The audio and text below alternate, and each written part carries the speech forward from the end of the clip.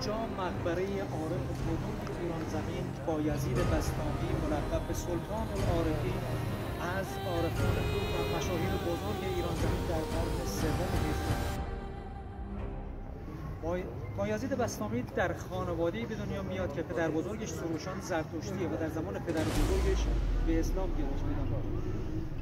ایشون سرور و حجت عارفان ایران زمین از جمله ابوالحسن خرقانی، ابن بلخی، ذوالنون مصری، مولوی، حاجی عبدالله انصاری و دیگران. بنایی که اینجا ملاحظه می‌فرمایید در شهر بسطام شمال شرق استان سمنان واقع شده.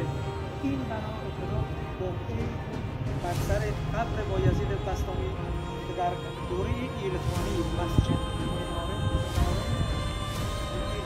در واقع ساخته میشه و در دوره بعد در دوره تیموریان و صفویه در واقع مدرسه و مکتبخانه برای کسانی که دنبال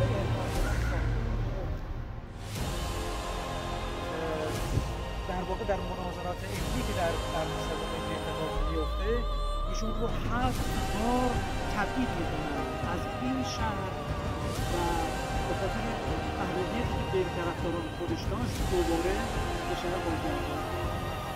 اون عمرش رو بایزید بسطامی در شهر بسطام میمونه، جز یک بار که به مکه مکرمه مشرف میشه بقیه عمرش رو در اینجا بود.